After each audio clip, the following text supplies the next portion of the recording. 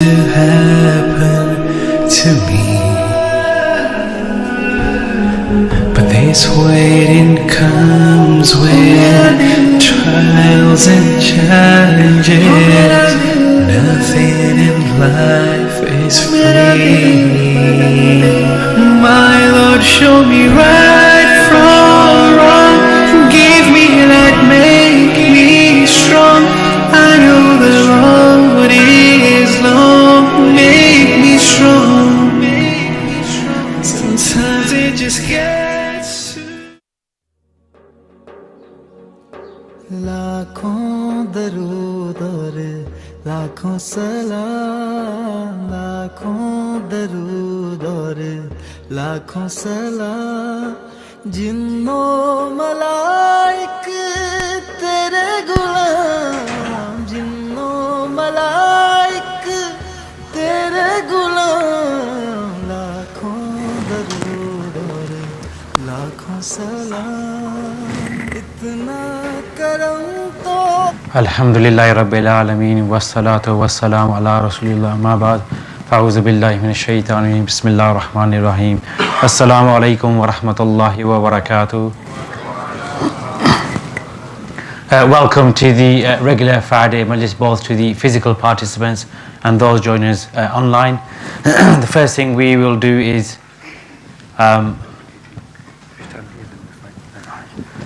the first thing, as we always do as a practice, is to sit in a semicircle. I can see brothers have already nicely formed that. If the brothers can form a nice semicircle again on that side, and again brothers should move forward. Again, this is the practice of the Sahabas radhiyallahu ta'ala ajmeen, who used to sit in the Majlis of the Prophet sallallahu alaihi wasallam. So by really, we just sitting in the way we are doing, we are imitating and practicing that sunnah as such.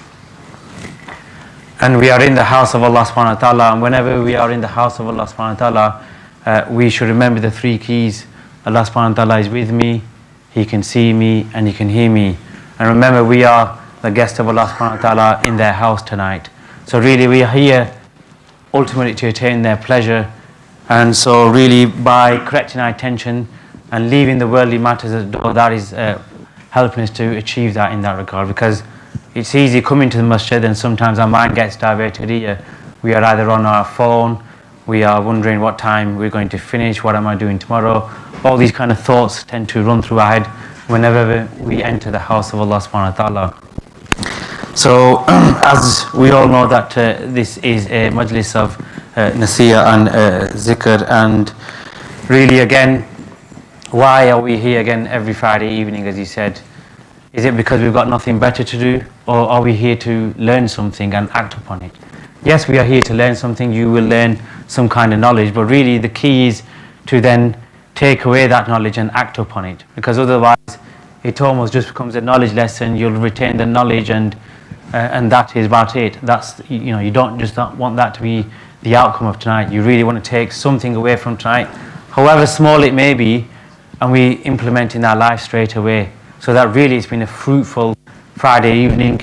We've attended the house of Allah subhanahu wa ta'ala, we've learned something, and we've actually implemented it. Because otherwise you could come every single Friday, every week, but if you're not going to practice and implement what you are learning, then really what is the purpose? Are you going to better yourself? No, you'll be the same person coming every week, and really not taking away anything in that regard. So really that's the kind of mindset that we should have whenever we attend. And often when we do attend a bayan, we sometimes think it's a general bayan. It's not necessarily aimed at me. Either it's aimed at somebody who's a bit more pious than me, or those who may think they are pious, it's aimed at somebody who's not so pious as me. Really we should focus and think that bayan is actually aimed at me. The speaker is actually focusing on me in that regard, and that way we will obviously benefit more in that regard. Because you've heard the analogy, whenever we turn up to a majlis, the glass, if it's half full, 3/4 full, then it doesn't leave much room for it to be filled. Whereas if it comes empty, time and time again, but the question I ask myself, and we should all ask, is, have I implemented it? Because if we've not implemented it, then I need that reminder. We know that reminder benefits a believer in that regard. So really have that mindset that, yes, I may have heard it. Don't just automatically think I've heard this before and then the mind starts drifting. Because again, really, the purpose is to implement that. So really, that should be the core focus tonight. That I may have heard this before, I know bits of this, I know bits of that, but really, I have not implemented it, and I will turn my mind such that it's really the first time I'm hearing this, and inshallah, I will take away something and implement in that regard. We will begin any majlis as we do with the tilawat of the Holy Quran, and after that we will do the Naat Sharif. So can I invite firstly Hafiz Ustaad Harun to do the Quran tilawat. Jazakallah.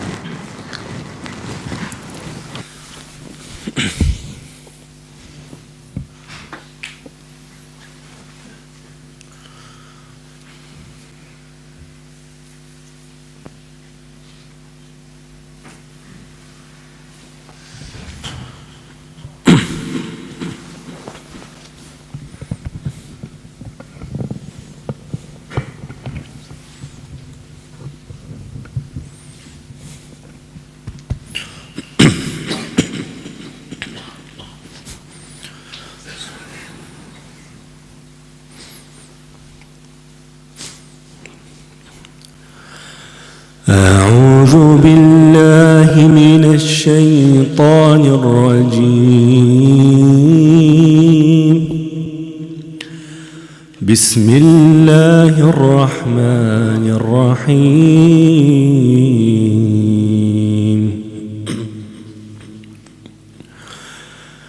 يا أيها الذين آمنوا لا تأكلوا الربا أضعافا مضاعفا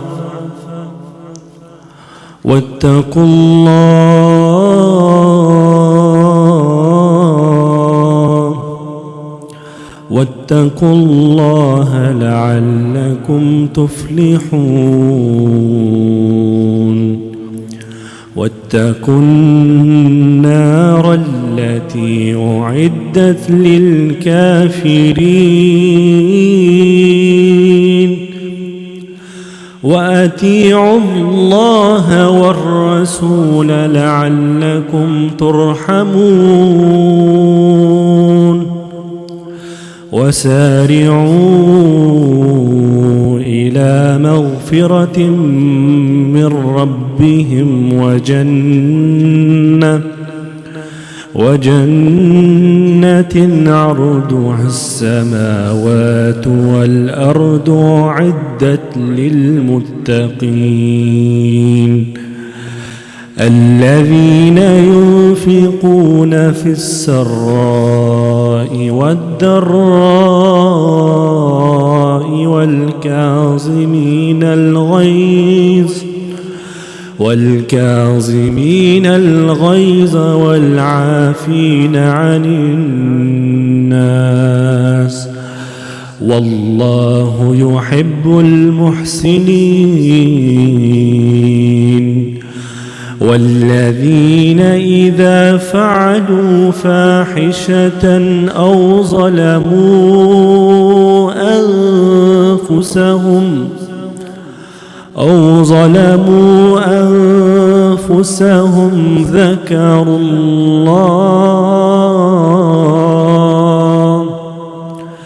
ذكروا الله فاستغفروا لذنوبهم ومن يغفر الذنوب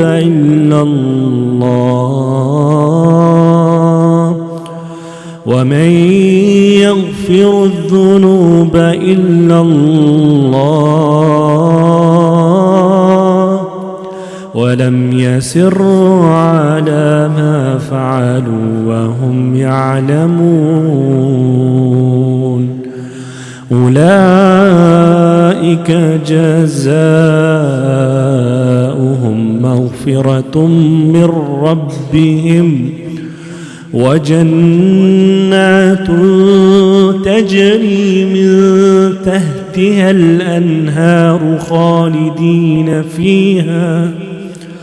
خالدين فيها ونعم أجر العاملين.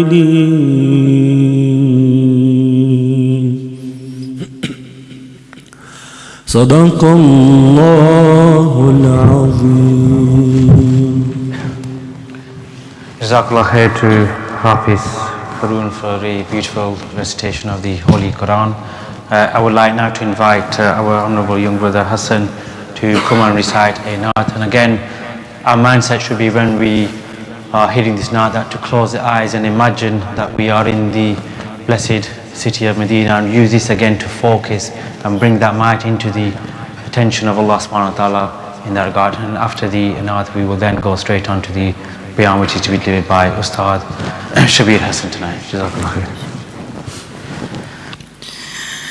تمنا مدتوں سے ہے جمال مصطفیٰ دیکھو، تمنا مدتوں سے ہے جمال مصطفیٰ دیکھو، امام الانبیاء دیکھو، حبیب کبریا دیکھو، امام الانبیاء دیکھو، حبیب کبریا دیکھو،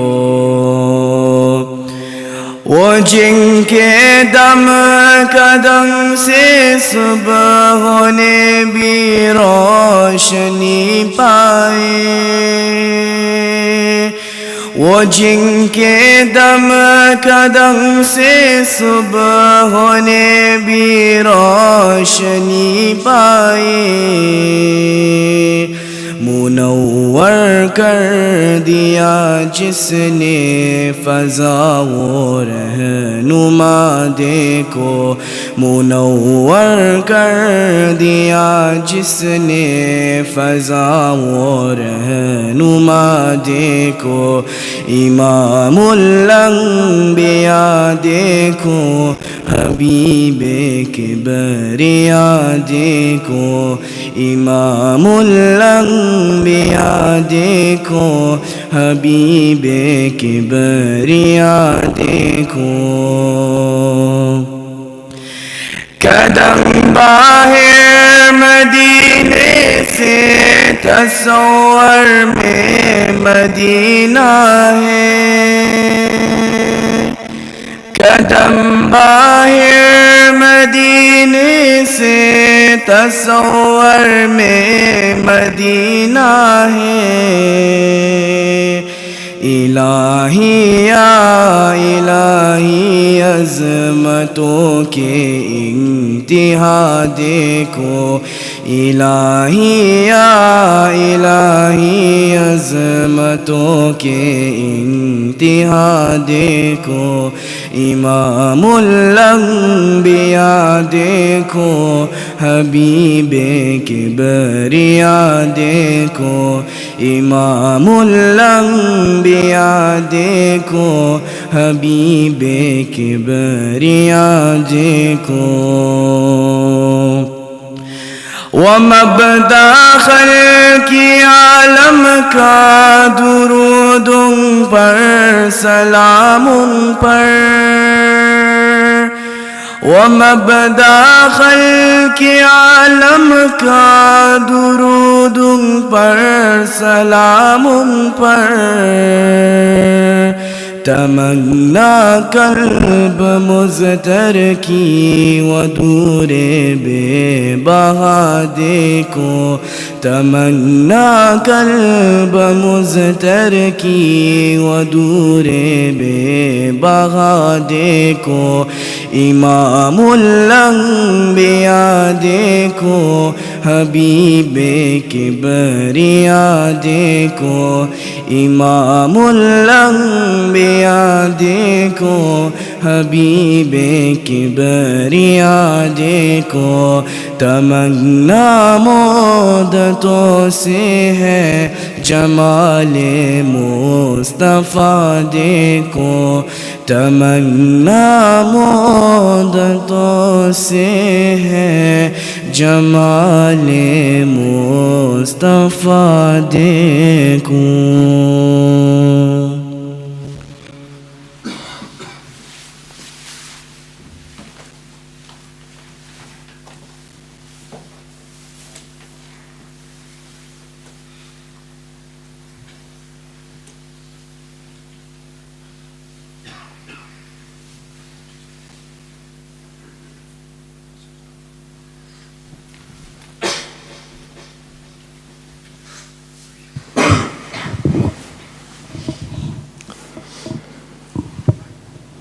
Bismillahirrahmanirrahim. Alhamdulillah Rabbil Alameen.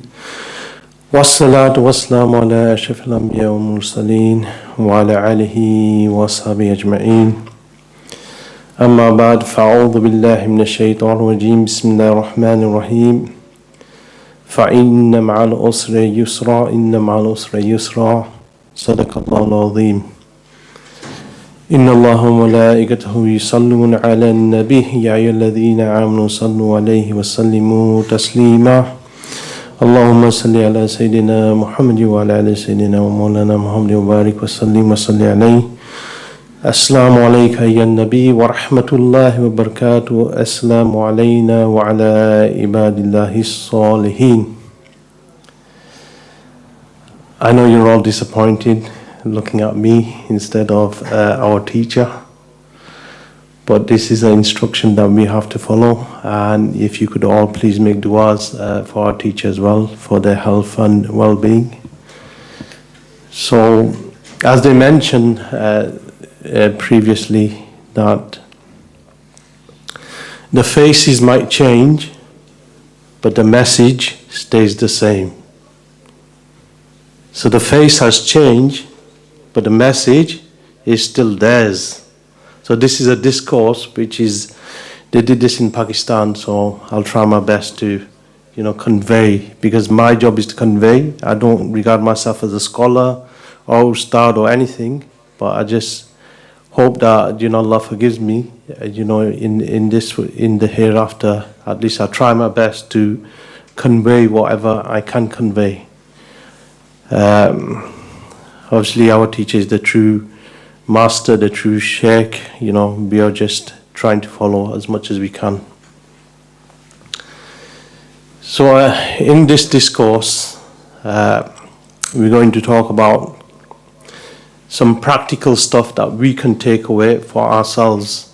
So, something that's going to benefit us in this world and the hereafter. So, something. But not only because, as the ustaad mentioned before, that you have not come here to take information. Because if you want information, you can get this from an app. The whole Bukhari Sharif is there, the whole Quran is there. You can get, there's so many videos out there. This is not about information. So many people come to the gatherings, they take information and nothing changes in their life. So what was the point of you coming in the first place? So what are your intentions now? So you have to rectify the intention now, that not only I've come to listen, but I've come to practice on what I'm going to listen on. So you have to practice as well. Because Allah subhanahu wa ta'ala, in your grave when you die, or in the hereafter, Allah subhanahu wa ta'ala is not going to ask you how much knowledge you have. Allah is going to ask you how much knowledge that you had, that you practiced upon. How much practice did you have? And this is what's going to help you. If you don't practice, you just come, sitting in the company of the mashayikh and then, having enjoyment, meeting your friends, then eating upstairs and just chilling out. Well, you won't go anywhere. And then people complain, I don't feel strong in my iman, I just feel the same. Nothing's changing in my life. I've been attending the gatherings for 10 years, but nothing's happening to me. Why is my heart not inclined towards Allah subhanahu wa ta'ala, the Prophet sallallahu alaihi wasallam, or the blessed teacher? Why? Because you have not been practicing. If you had obeyed what you were told to do, then you'll see the difference yourself. You don't need anybody to tell you anything. But because we are not practicing, and this is where the problem lies. So, problem, this is within ourselves. And that's what we come to learn and practice, how to do this, inshallah. So everybody in this world wants ease. Is that true or not? Everybody wants ease. So ease in this world, whether it's financially, whether, or even a rich person is looking for ease as well. In some way, a businessman, or even the government itself, a married man, everybody is looking for that ease, that somehow whatever I do in this life, whatever I do, whatever task I do to get fulfilled. So we want ease. But we don't know how to attain this, because we don't really, implement what we practice, what we learn. We don't implement this. And secondly, we go our own mindset. We have our own mindset on how to attain ease in this world. So we think, okay, I'll do this, and this will give me ease. But what does the Prophet ﷺ say? So in the hadith of Rasulullah ﷺ, he ﷺ mentions that whoever wants ease, and he needs to start creating ease for other people. So if you want ease in your life, then you create ease for others. And then your own matters and problems will go away. So whatever problem you have, see somebody else needs ease, he needs help that person, and then you'll see yourself. So the story goes, as a person, a Sheikh, Imam Bahaki, he was the hadith master at that time, a person came to him. And this is for people who tend to say, well, I've certain injuries in my body, they don't seem to heal. I have certain problems, they don't seem to go away. So they can take a lesson from this as well. So Imam Bahaki there, and then a person comes to him. He was injured, and he had, from his arm, there was pus coming out. Dirty water, pus was coming out of his arm. And he came to him and he says, Ya Sheikh, Ya Imam, the problem is my hand isn't getting healed. I've tried everything. I've tried every tonic there is possible. So the Imam says, I'm not a doctor. Why have you come to me? This is like, he's the Imam, the Hadith master, and so forth. He says, I'm not a doctor. You should be going to the doctor. But says, oh, no, please tell us, give us some nasiyah then. Give me something that I can take away. He says, okay, fine. He says, find someone or a village that doesn't have clean water. Go to that village, and give some clean water, pay for it. So this man's thinking, I'm in more problem now. I came for my solution. Now the Imam has put more problems onto my head. So he's thinking, okay, I have to listen to him.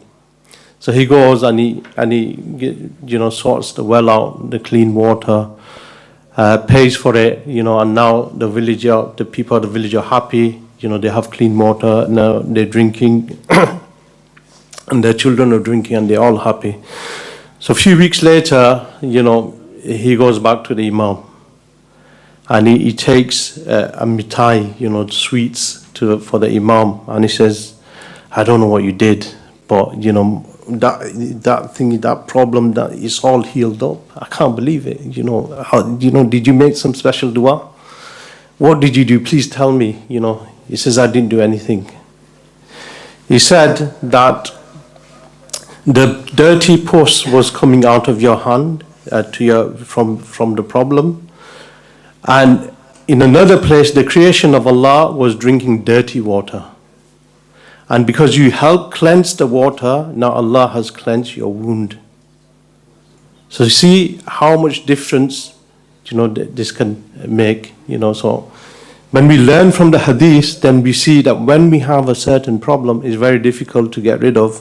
How do we get rid of this? Then you find somebody with the same problem and then help that person, and then you will see. And also the Mashaiks mentioned about marriage, when somebody's looking for rishta. I know there's many young people here as well, maybe looking for marriage.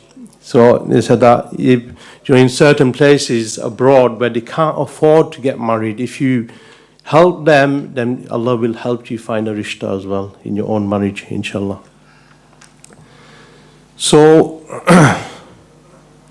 Allah's help in our affairs. When something goes wrong in our life, we want special help from Allah subhanahu wa ta'ala. So throughout the day, the Prophet ﷺ says that throughout the day you will come across many situations, and you will have to deal with many different types of personalities. And if you create ease for them, Allah will create ease for you. So for example, somebody's asking for you to help them. Now you spend like 3 hours of your time, helping this person. You think, oh my God, 3 hours I've given, or I had so many things to do at home. So many things to do at home, but now I'm going to struggle this and that. So when the Prophet ﷺ mentioned that however long you spend the time in the khidmat of this person, helping this person, Allah subhanahu wa ta'ala will sort out your affairs while you're helping this person. So Allah will make your affairs easy for you while you're helping this person. So no need to worry, your time is not going to waste. Rather, if you did your own affairs yourself, you will fail, or you would struggle this time. But Allah is looking after your affairs now. And this is a beautiful situation that a person can find himself helping others. So when someone comes to you for help, also another tip, when somebody comes to you for help, don't pull a face. If you can help him, help him. If you can't help him, then send him away with good words or kind words. Do not pull a face. This is not the right etiquette to send somebody away. And also the Prophet ﷺ mentioned that whoever creates disruption and problems for people, making it hard on them, then Allah will create problems in his life. So always remember this. Breaking ties of the family, or, creating problems for others. Sometimes, we might get jealous of other people, and rather than, being happy for the person, we start creating ease and problems for this person. So many people go to the teacher, to the mashaiks, and say that, somebody's done black magic, somebody's done this, somebody's sent a jinn, somebody's done that, this has happened. And then the mashaiks ask them that, do you say your prayers? He says, oh, now and again I say my prayers. Then he says, is your family happy with you? No, they're not. Is your wife happy with you? No, they're not. Is your children happy with you? No, they're not. Are your parents happy with you? No, they're not. Is the community happy with you? No. Then the mashaiks mentioned that I've come to the conclusion that no one has done anything to you, but Allah has done it to you. Allah has done it to you. Because you're causing problems for other people, Allah SWT will cause problems for you. So always bear that in mind. So if you have been causing problems for others, then try and rectify that situation, and try and, reconcile. Because this is one of the disliked things that Allah subhanahu wa ta'ala, breaking of ties is one of the things that Allah subhanahu wa ta'ala dislikes. So whatever the situation, just think that one day we're going to leave this world, and this world is not a reality. We are here, in the Quran it's been mentioned, the angel will ask the people in the grave, how long is in Surah Kahf, it says, how long do you think you stayed in the world? And they will say, the person who's passed will say, a day or a part of a day. A day or a part of a day. That's how long you're here for. Hazrat Nuh alayhi salam, who has such long life, over 900 years, was asked, Allah has blessed you with such a long life. How does it feel to you? How does that life feel, such a long life, over 900 years and so forth. So it says, imagine a small room. Imagine a small room and there's two doors. So imagine walking through one door and out of the other door. in the small room. That's how long my life felt.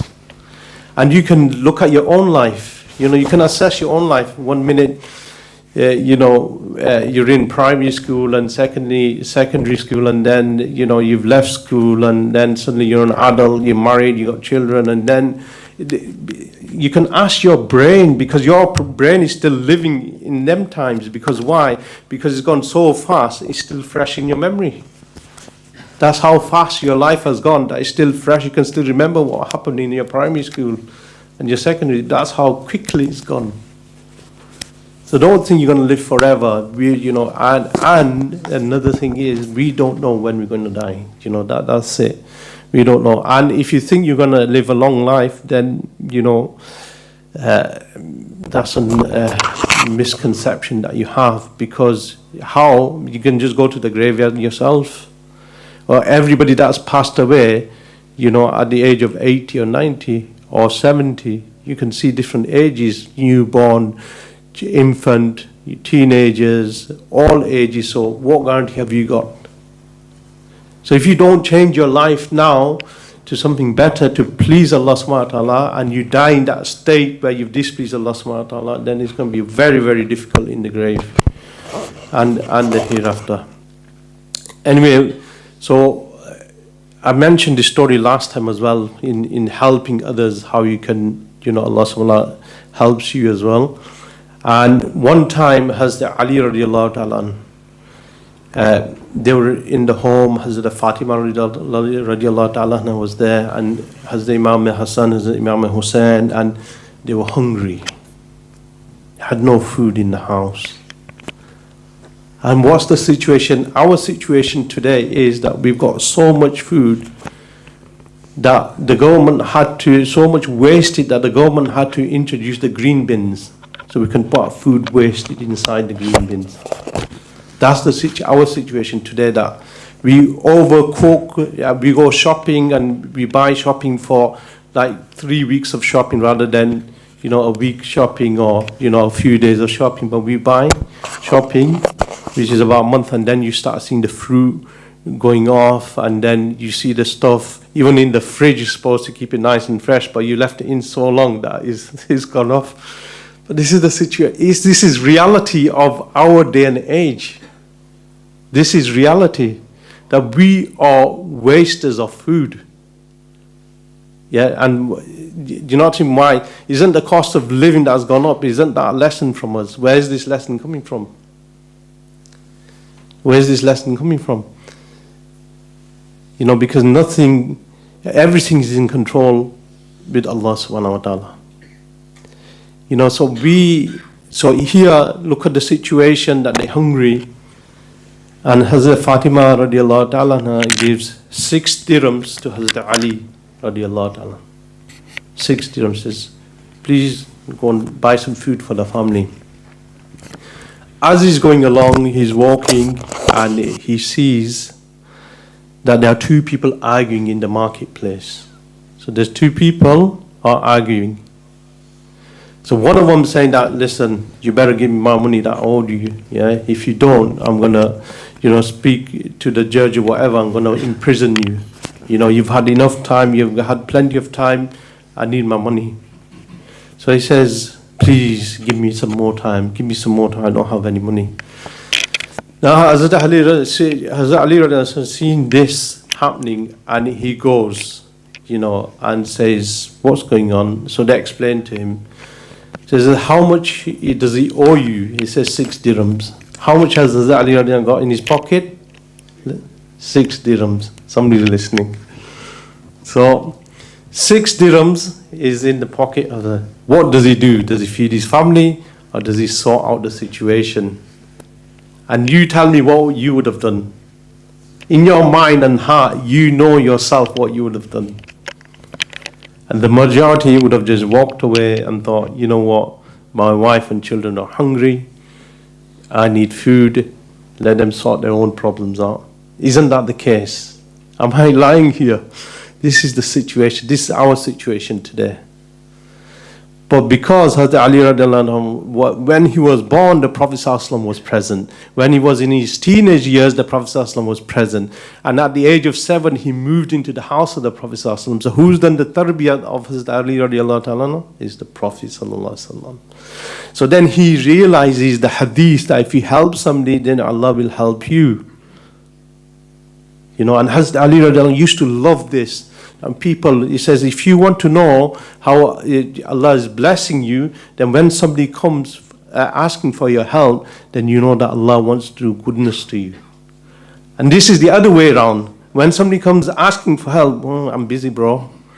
No, I got no time, man. I've got to do this. We make things up that isn't even there. We say, brother, you know, I've got to do this. Something that you've not done for 6 months, suddenly that pops up into your mind. Brother, I've got to do this. I'm sorry. Isn't that the case?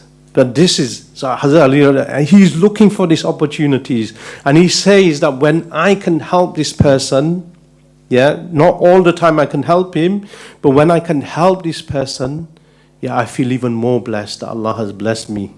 And when I can't help this person, then I still feel blessed that Allah has sent this person to me. Imagine that now. So next time when somebody comes to you, this is an opportunity for you to think, wow, Allah's blessing me here. How can I help this person? How can I help? And it's not through, even the Mashaykh mentioned that it's not through du'as. You can do wazifas all you want, but that will not resolve your problem. That will not resolve your problem. So make sure that you, in your life, if the opportunity comes, grab it with both hands and help the person. So anyway, the story goes that two men are fighting. Hazrat Ali radiallahu anhu gives the 6 dirhams and says, leave him, let him go, here's your 6 dirhams. The man goes. Now this man, his problem has been resolved. He's happy, he's gone, he's forgot about everything else.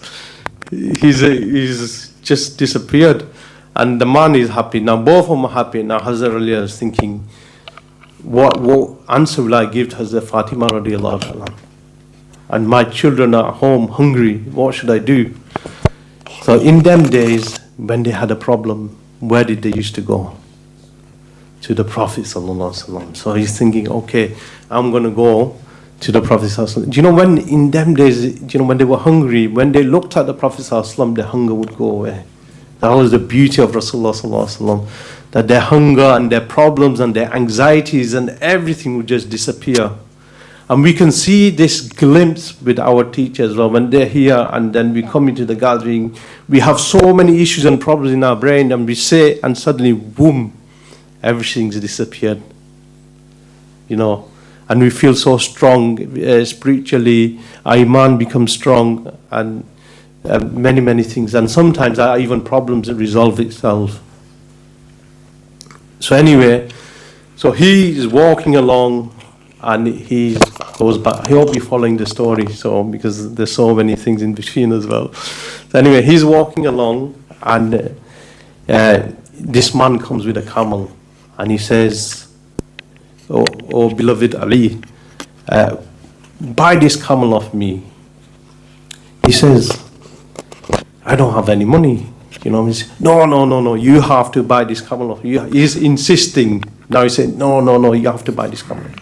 Listen, I've told you I don't have any money. So he says, okay, you know what, you can take it, or you can give me the money later. You can take on tick, as we say. You can borrow, you can take it and give me the money after.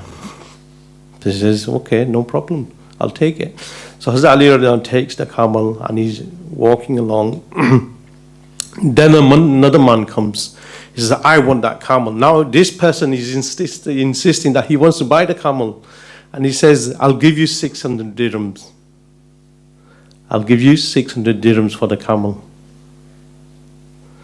So now what happens is, he says, okay, if you want to buy it, there you go. So he gives him.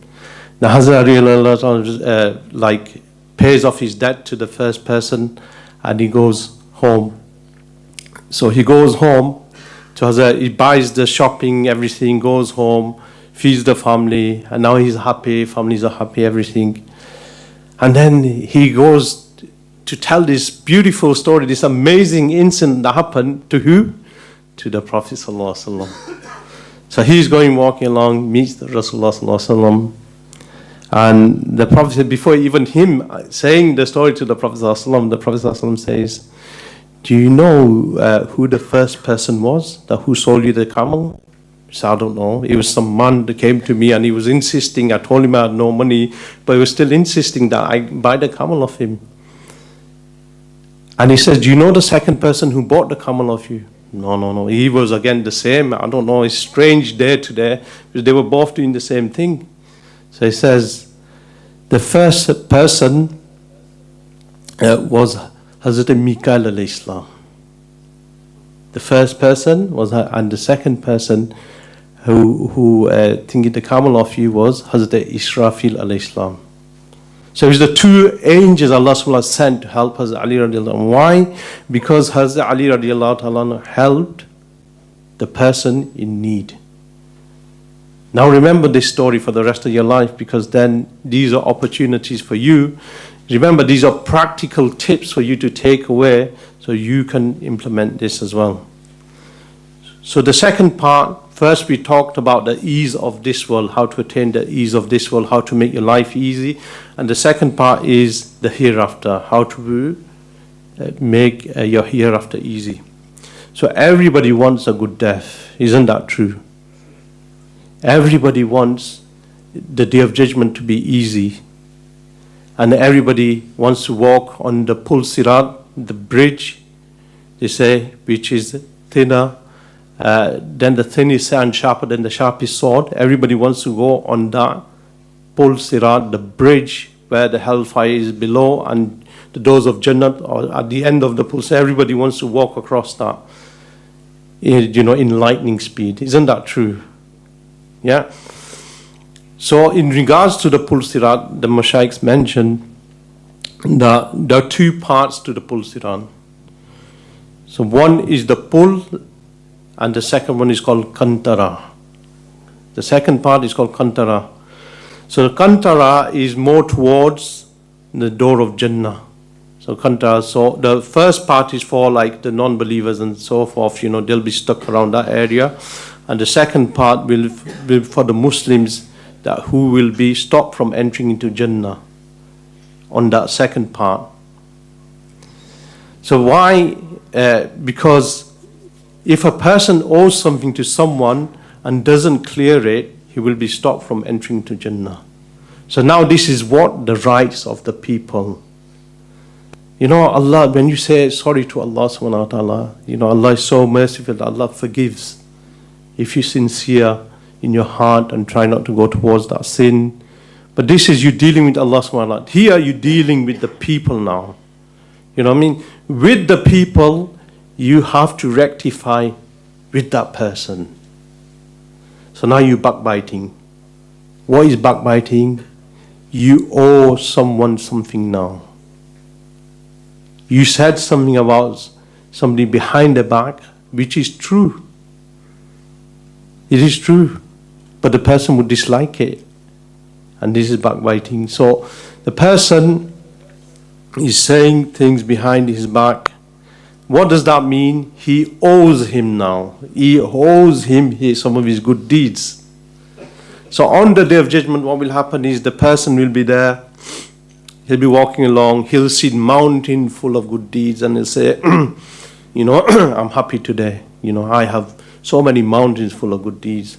And then one by one, a person will come and say, Ya Allah, this person said this against me. I'm not happy. Then I'll say, okay, give him some of your good deeds. So here some of his good deeds will be there given to him. Again, whole line of people. Eventually this person will have nothing. And the queue hasn't ended yet. And then they'll say, Ya Allah, he doesn't have any good deeds now. They say, okay, put your sins upon his head. Then the sins will be put upon his head. And then Allah will instruct the angels to drag this person to the hellfire. Now backbiting, we have a tongue, yeah? But we use it, we use it as though, it's free. We use the tongue as though, there is not a single word in the world. What we say, we just like a machine gun just comes out telling you, this, oh, remember that. We have a chat, man. We chill with our boys. We chill and, there's nothing to talk about. So what do? You pick up faults on the other person because you need something to talk about. Imagine a room, you're chilling out with your boys and you sat there and it's quiet because you got nothing to talk about. So what do? You start making faults out of other people to carry on with the conversation that you're having. You get me? Then you start drinking your Prime and Red Bulls so that you can stay awake all night. Just chatting and backbiting. But remember, everything that you say is being recorded. Every single thing you say is being recorded. Because these hands, these eyes, everything, your physical body, everything, they're all sophisticated cameras designed by Allah subhanahu wa ta'ala. And it's recording every single thing that you're doing.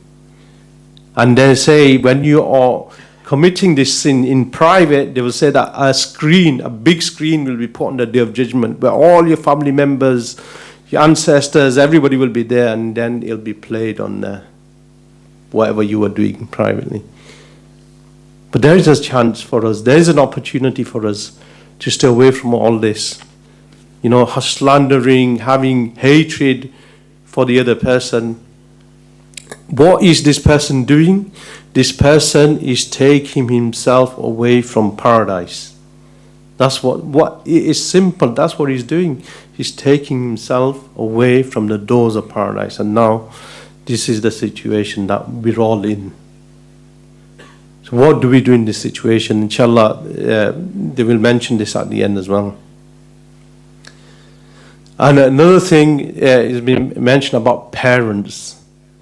A righteous, pious person once mentioned, when a person makes his parents unhappy, in reality he's going further away from paradise and closer to the hellfire. And the mashaykhs, as they even mentioned in regards to this, that, when a person displeases his parents, then what will happen is he won't have success in this world or the hereafter. He won't have success in this world or the hereafter. You're all looking at the screen, so I thought, let me have a look at what's going on. So, remember that, yeah? So focus not on the person, but on the message. Remember that. Never focus on the person. It's always the message that you have to focus on. And remember, the etiquette saw that if you hear a hadith, imagine you in the presence of the Prophet ﷺ. If you hear the sayings of the friends of Allah, imagine you in the presence of the friends of Allah. And if you hear any ayats of the Quran, so you should be focusing on that you're in the presence of Allah. It's not gawping here, there, and everywhere. Sorry, I had to say that because it's quite a distraction as well for myself. So he'll do what he wants to do.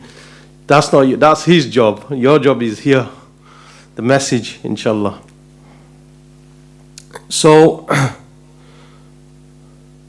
whoever wants ease, so number one is to refrain from doing things that's going to make your hereafter a place of where you're going to have problems. That day, the Day of Judgment is such that people will want to die and they'll be trying to kill themselves, but nothing will happen because they're already passed away from the physical world. They'll be eating their own, arms, and because of the situation of the Day of Judgment is so severe. But you can make it easy for yourself on that day. Yeah. So whoever wants ease in the akhirah, the Prophet ﷺ mentioned, to create ease for the people, so they can have a good akhirah as well. So conveying the message for the other people, invite them to goodness, tell them the truth, give them good advice. Don't be one of them that you know what is right, but your friend is doing something wrong, but you're afraid to say something to him. You are a father of your family or the mother, and then your children are doing something wrong, but you're scared to say something to them. Give them good advice in a good way, not like shouting, screaming, and getting the stick and beating. That's how we used to. That's how we learned back in the day. It was through the stick. But anyway, in this day and age, that's not the case. So give him that. Then the last thing: how do we attain respect? Everybody wants respect. You want that respect, that is that you want this as well while living in this world and the hereafter. But people are trying to achieve this by their own way. So, for example, people think that, okay, I'll become a gangster, I will attain that respect. I'll become a drug dealer, I'll get that respect. And this is the situation. How many of our Asian community people are in jail because of drug dealing? They're there. The statistics are there. So that's not how you attain respect. Yeah? Because if you look at Shaitan, he's the baddest of the bad. Nobody can beat him. He's number one. Nobody can attain that spot.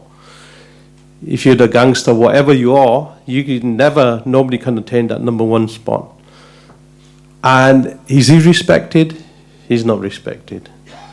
So don't think you can be respected in that way. And people think that, okay, I have money, I'll be respected. I have clothes, fancy designer clothes, expensive, big houses, and people think they'll respect me because of this. No.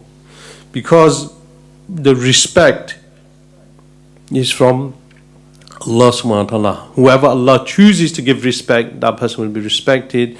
Whoever, you can see yourself in situations, in the world of the celebrities or whatever, the sports field, that somebody is doing so well, he's top of his tree, certain football player, and suddenly overnight he does something, boom, he's down, nobody wants him anymore, and he's looking at jail term.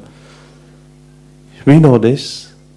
Celebrities at the Oscars, we know what happened there. Suddenly this guy is winning the Oscar and boom, suddenly one incident and he's down, nobody wants to make movies with him anymore. Because and now you look at the life of the awliyas, like people like Sayyidina Shaykh Abdul Qadir Jilani, Sayyidina Shaykh Abdul Aziz Dabbagh Rahimahullah, Imam Abul Hasan Shadli Rahmatullah, and all of the awliyas all over the world, even hundreds of years later, they're still remembered. They are still remembered. So you can try all you want, but the real respect, if you want respect in this world and the hereafter, is to follow Allah subhanahu wa ta'ala. So number one, to attain that respect, he should implement taqwa. Taqwa means he should walk the path of Rasulullah sallallahu alaihi wasallam. So anything is easy because you don't have to do your own research. You look into the life of the Prophet sallallahu alaihi wasallam, all you have to do is copy and paste it into your life. Simple as. And you'll be successful as well. So copy and paste into your life. So with that, obviously there's two parts in regards to that. One is when the Prophet ﷺ outward life, and then the inner character. How was the mindset of the Prophet ﷺ? How did they deal with people? Character is very, very important. This will be very heavy on the scales. If you one of them who are pious and righteous, praying this and the other, and then suddenly with your tongue you're hurting your family members, you're harsh with your tongue, you're not gentle. Every time somebody from your family asks you something, you're always like having a go at them, for no reason. Little thing annoys you, this is not, you have to change this. I'm not saying you're a bad person, but you have to change this into the character of Rasulullah. So more you read about the Prophet and the character, more your brain will start to understand that the Prophet's way is the only way. That's the only way. Because why would Allah subhanahu wa ta'ala send the beloved messengers into the world? Why? Because to show us that this is how Allah subhanahu wa ta'ala wants us to behave. This is a physical model that we can practice and implement into our lives. And the second part, this is the hadith of Rasulullah sallallahu alaihi wasallam mentioned, that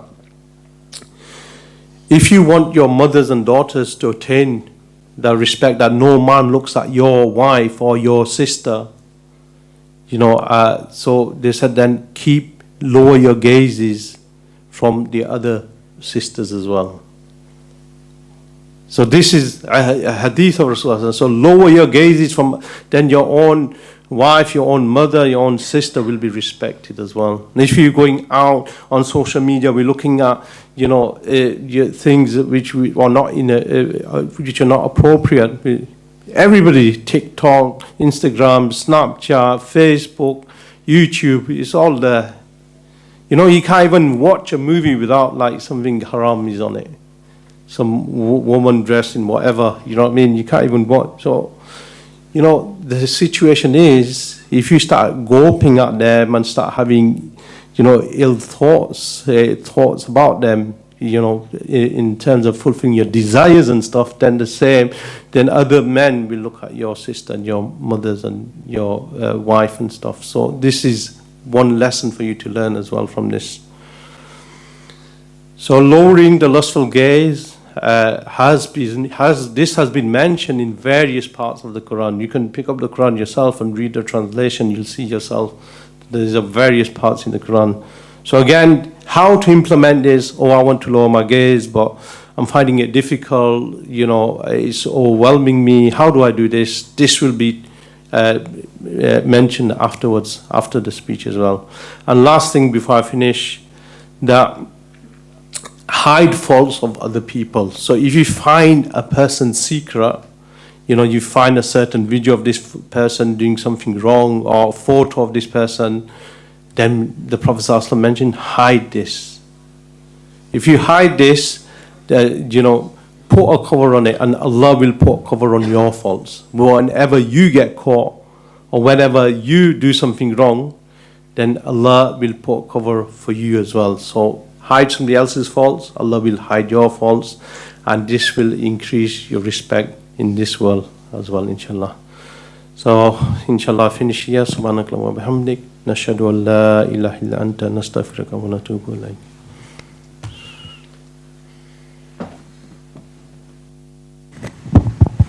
Jazakallah khair to Ustad Shabbir Hasan for an insightful bayan, and really we got many takeaway points from that. So a couple of examples were that if somebody has a health problem, maybe help somebody else who's in poor or can't afford to get health care. And if somebody's looking to get married, not only you keep your subscription up to Muzmatch, but help a poor person abroad get married. So there's been plenty of takeaway points in that regard from that. And could I just ask if there's any brothers here who are here for the first time, can they put their hands up? That's plenty there. So if you come and see me 5 to 10 minutes straight after the Majlis ends, there is a roadmap on that wall which will really help you not only in this life but the hereafter. So we'll give you that introduction. And the brothers who already know that roadmap, have we started the course? Those brothers who have been on the course, when's the last time you had a review? Months ago? Years ago? Have you even forgot the name of your mentor?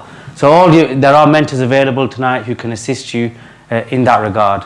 Also, if anybody else has any kind of physical, spiritual, mental, whatever that may be, any kind of problem, we have trained practitioners available tonight. So again, come and see myself after the Majlis ends tonight, and we'll take your name down, and inshallah your problems will inshallah be resolved in that regard. We've now just got a short I'll pass on to Brother Nadi regarding the prophetic path.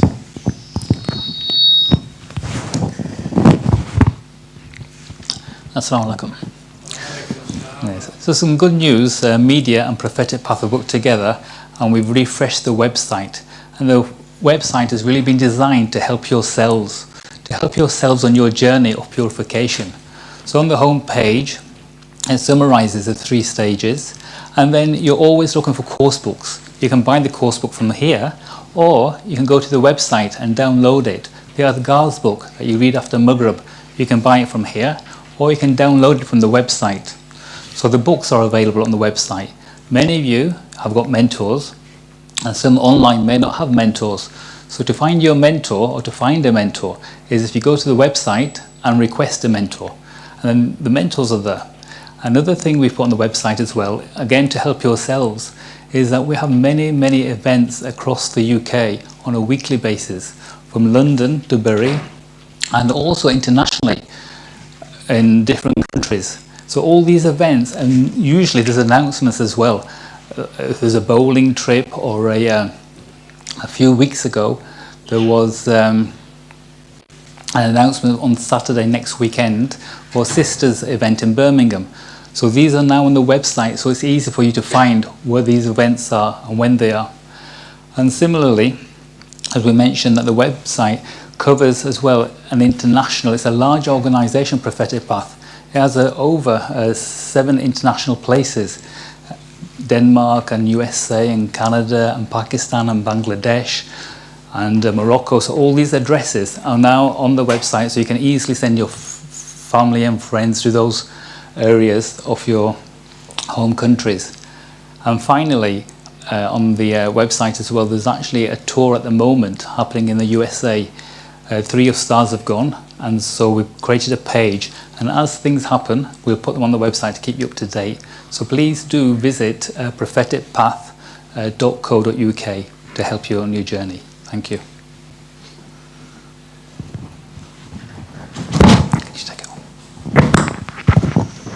Jazakallah khair to Brother Naveed for that. Just a short announcement, there is a bowling event for sisters, so sorry, in fact girls only aged 12 plus, on Sunday the 29th of January, leaving from here at 11:30. If any brothers can refer their sisters in their family to that event, or if anyone needs any further details, come and see myself after the majlis. We'll now move on to the majlis of dhikr. So everyone's been sat down for some time. I can ask everyone to get up, get some blood flowing in their legs, and asking them to move forward as well, please. The etiquettes, like with any majlis, we have etiquettes for the zikr majlis as well. So really it's a loud zikr, one shouldn't feel shy, and one should really not go ahead of the person who's reciting the zikr. And again, refresh your intention. The 3 keys: Allah subhanahu wa ta'ala is with me, He can see me, and He can hear me. And if you're here for the pleasure of Allah, really try to tune in with that, so you'll find that the dhikr is more beneficial spiritually. So if the brothers can move forward, please.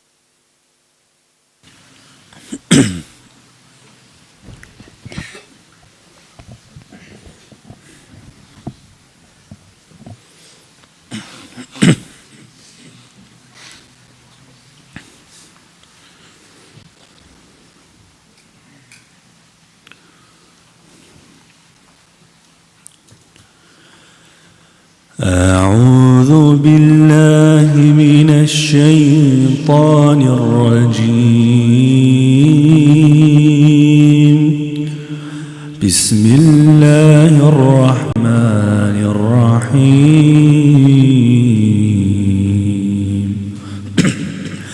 الحمد لله رب العالمين الرحمن الرحيم مالك يوم الدين إياك نعبد وإياك نستعين اهدنا الصراط المستقيم صراط الذين غير المغضوب عليهم ولا الضالين.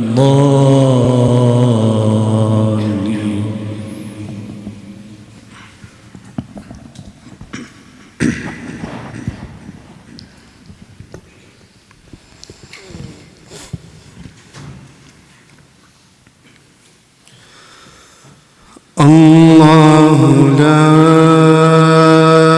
إله إلا هو الحي القيوم لا تأخذه سنة ولا نوم له ما في السماوات وما في الأرض من ذا الذي يشفع عنده إلا بإذنه يعلم ما بين أيديهم وما خلفهم ولا يحيطون بشيء من علمه إلا بما شاء وسع كرسيه السماوات والأرض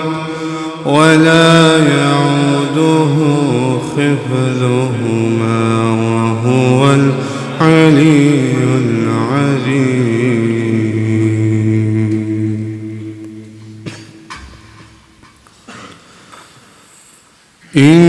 إن الله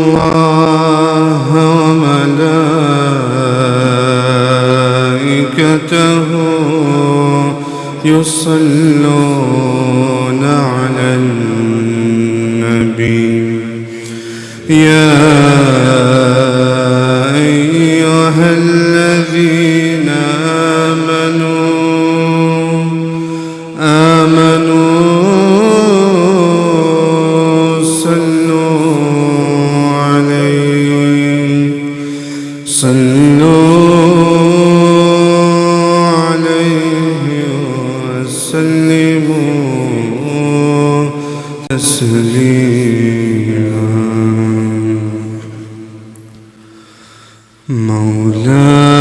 مولاي صل وسلم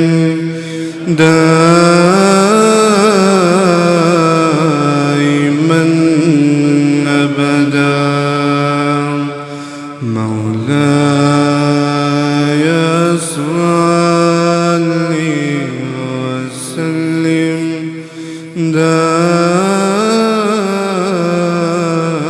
دائما أبدا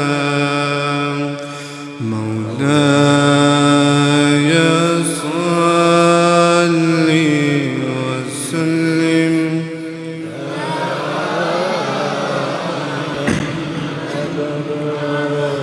على حبيبك خير الخلق كلهم على حبيبك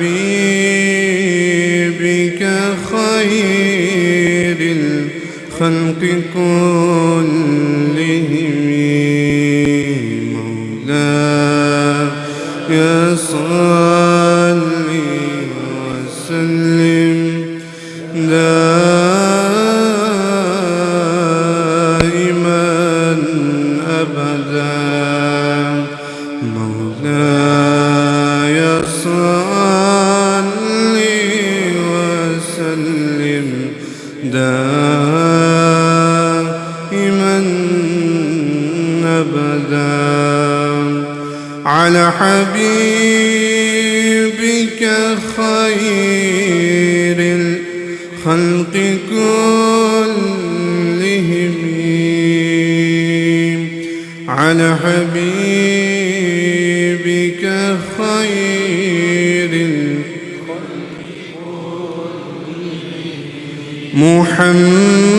محمد محمد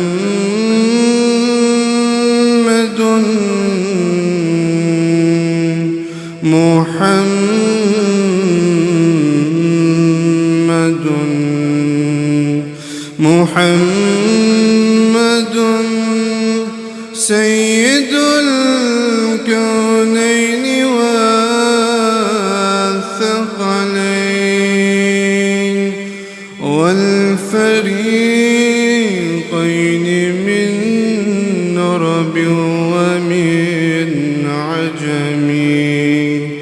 محمد سيد الكونين والثقلين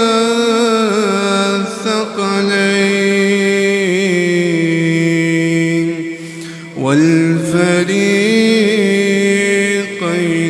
من عرب ومن عجم مولاي صل وسلم دائما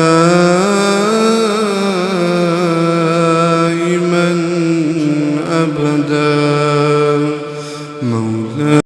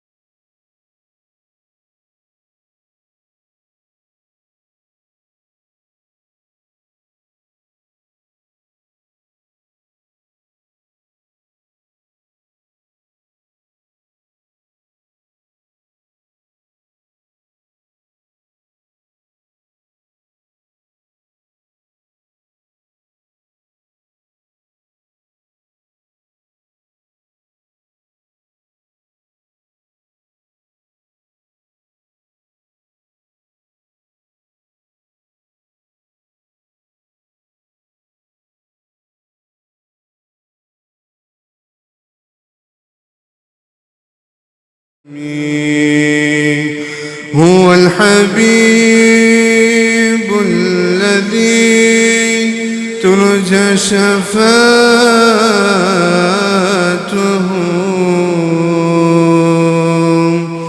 لكل حول من الأهوال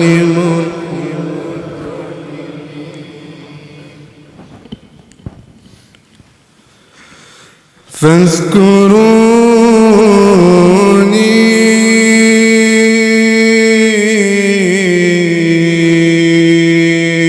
أذكركم واشكروا لي ولا تكفرون.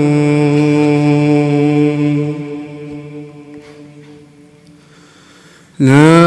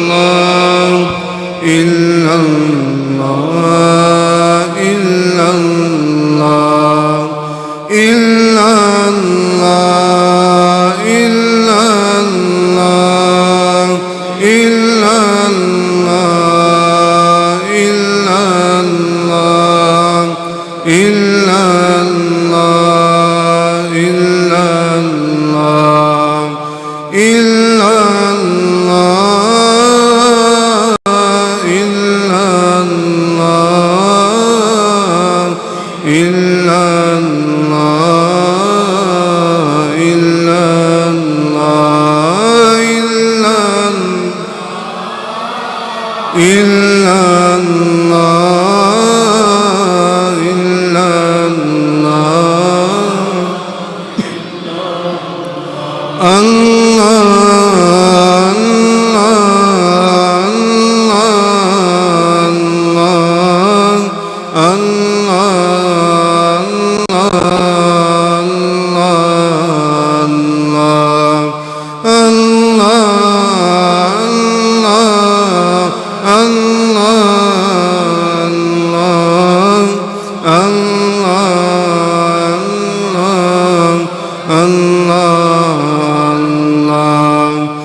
Allah,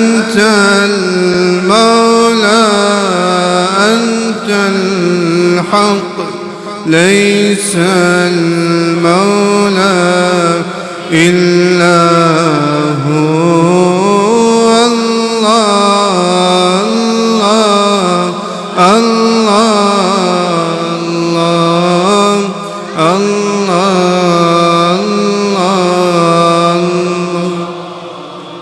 أنت الهادي أنت الحق ليس الهادي إلا هو الله الله الله الله الله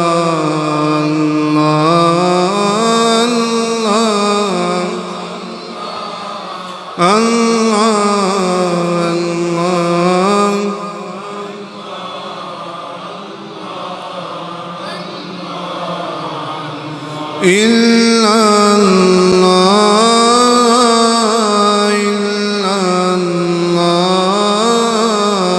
إلا الله إلا الله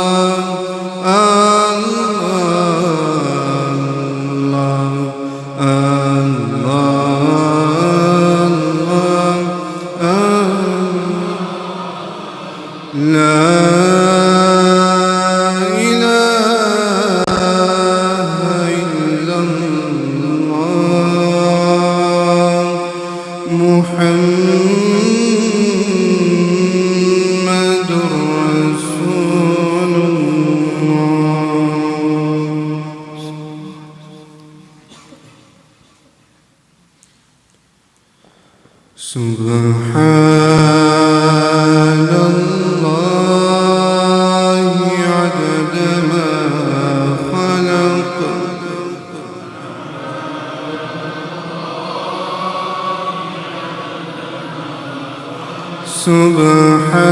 سبحان الله ملء ما خلق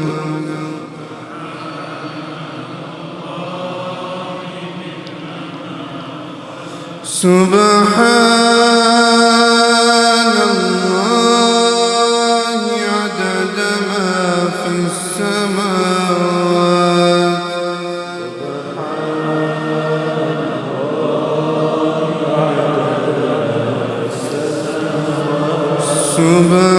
سبحان الله ملء ما في السماوات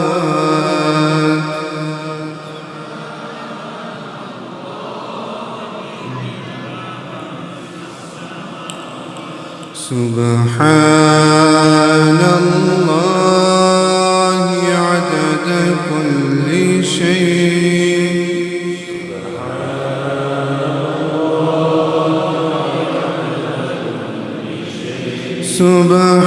سبحان الله ملء كل شيء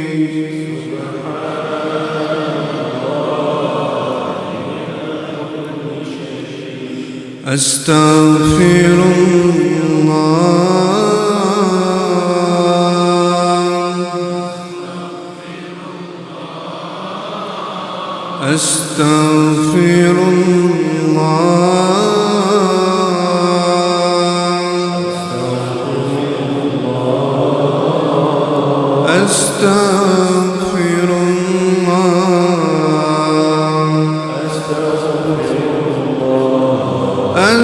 أستغفر الله أستغفر الله أستغفر الله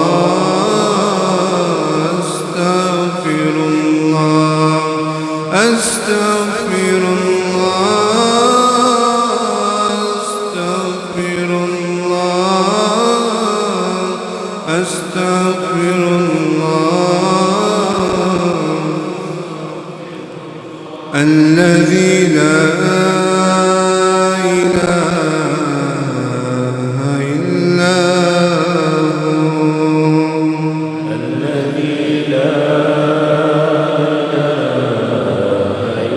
هو الحي القيوم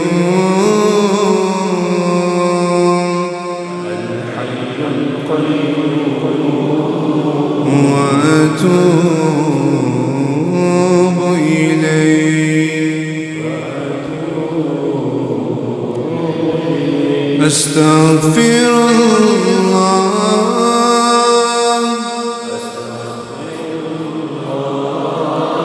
أستغفر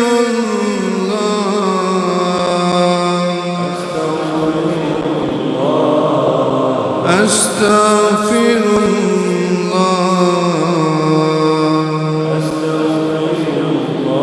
الله الذي لا إله إلا هو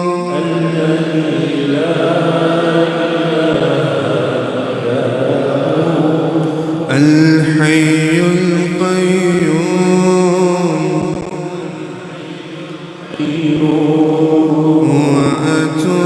وأتوب إليه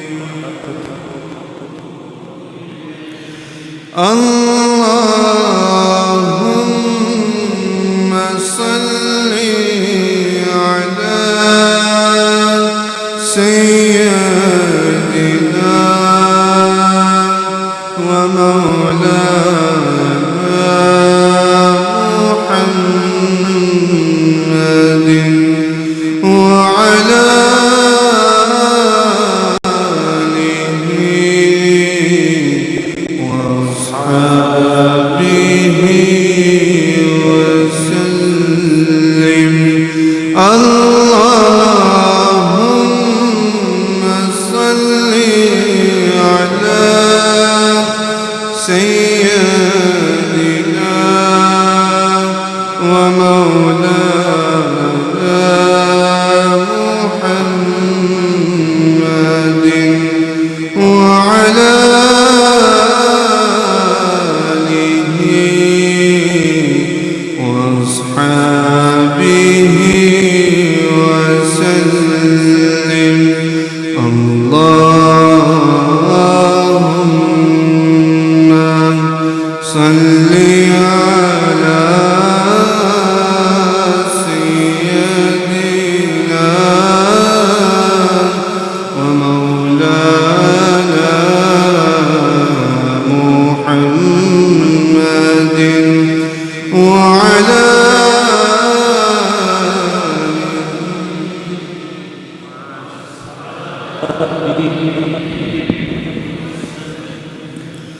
سبحان ربي العلي الأعلى الوهاب اللهم صل وسلم وبارك على سيدنا ومولانا محمد وعلى آله وصحبه أجمعين اللهم أنت السلام ومنك السلام تباركت يا ذا الجلال والإكرام اللهم إنا على ذكرك وشكرك وحسن عبادتك ربنا آتنا في الدنيا حسنة وفي الآخرة حسنة وقنا عذاب النار اللهم إنا نسألك خير ما سألك عبدك ونبيك سيدنا محمد صلى الله عليه وسلم ونعوذ بك من شر ما استعاذ منه عبدك ونبيك سيدنا محمد صلى الله عليه وسلم أنت المستعان وعليك البلاغ ولا حول ولا قوة إلا بالله العلي العظيم سبحان ربك رب العزة عما يصفون وسلام على المرسلين والحمد لله رب العالمين آمين برحمته.